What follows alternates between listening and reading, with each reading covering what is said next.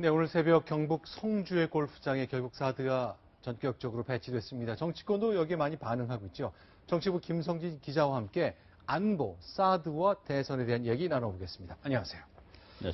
자, 후보들 각각 다양하게 반응 내놨는데 한마디로 정리해 주십시오. 어떤 뜻이 담겨 있습니까? 네, 일단 보수 정당들은 일제히 환영 의사를 밝혔고요. 그리고 문재인, 민주당, 더불어민주당 후보는 사드 배치에 대한 중단을 요구했고, 그리고 안철수 후보는 유감이다. 절차상의 유감을 표현했고요. 배치를 판단한 건 아니지만 절차상에 대해서는 유감이다. 그리고 심상정 정의당 후보는 사드 배치 철회해야 된다.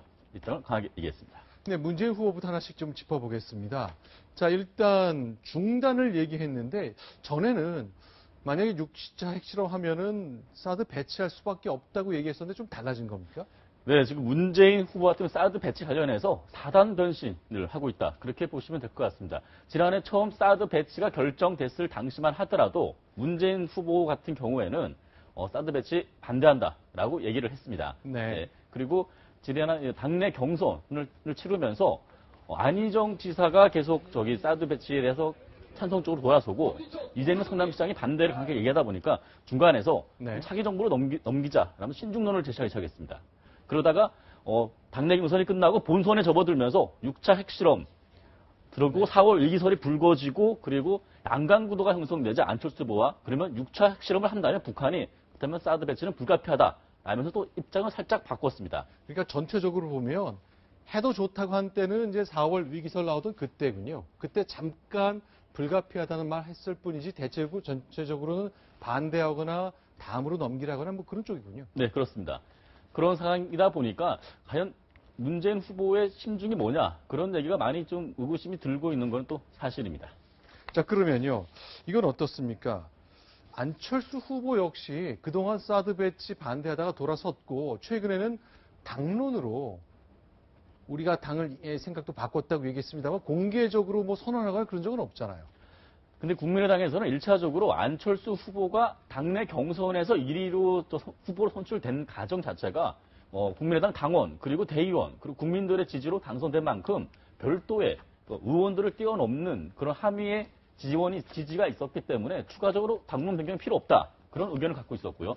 그럼에도 불구하고 계속 이런 지적이 나오자 주순영 원내대표가 지난 23일 소속 의원들 전원을 대상으로 전수조사를 했습니다.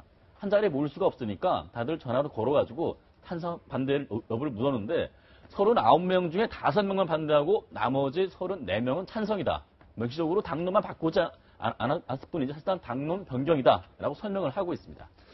후보가 직접 말한 적은 없고 일단 원내대표가 말한 건데 일단은 후보는 계속 당론 변경했고 운전대를 잡았기 때문에 간다는 얘기인데 지금 과정을 엄밀히 쉽게 설명을 하자면 이렇습니다. 그래서 버스 운전사인 안철수 후보가 이미 유턴 차선에서 신호를 켰고 깜빡이를 켰고 그리고 핸들을 돌렸습니다. 그리고 버스 안에 승객들 일부가 반대를 하고요. 그리고 밖에서 보는 또 일부 시선에서 신호 준수를 했느냐라고 법적으로 묻고 있지만 이미 버스는 반대 차선을 달리고 있다. 이렇게 보셔도 될 것 같습니다. 자, 그러면요. 제가 이제 최근에 있었던 TV 토론 쭉 보면서 궁금한 것 중에 하나가 안철수 후보는 좀 마음이 급할 것 같은데 햇볕 정책 관련해서 난 딱 이렇다 말을 잘 안 하더라고요. 네, 그렇습니다. 실제로 어떠한 상황인지 직접 보시겠습니다. 대북 송금이 그게 잘 됐다고 생각하십니까, 안 의원님? 모든 역사가 공과 과가 있지 않습니까? 불법 대북 송금에 공이 있다고요. 무슨 공이 있습니까? 그것 자체는 여러 가지 문제가 많았습니다만 의도는 그렇지는 않았던 걸로 저는 알고 있습니다. 네, 보시는 것처럼 공과 여부에 대해서 명확하게 언급을 못하고 있고 지금 이 질문이 1차 토론부터 계속 이어지고 있는데 아직 한도 명확한 답변을 내리지가 않고 있습니다. 그리고 추가적으로 어떠한 반론을 제기한다거나 깊게 얘기를 못하고 있는데 지금 햇볕 정책과 대북 제재 결국 양자택일 문제만은 아닙니다. 그러니까 본인 스스로 이 부분에 대해서 얘기를 하고 있거든요. 지금은 제재 국면이고 결국 제재의 끝은 협상 테이블이다.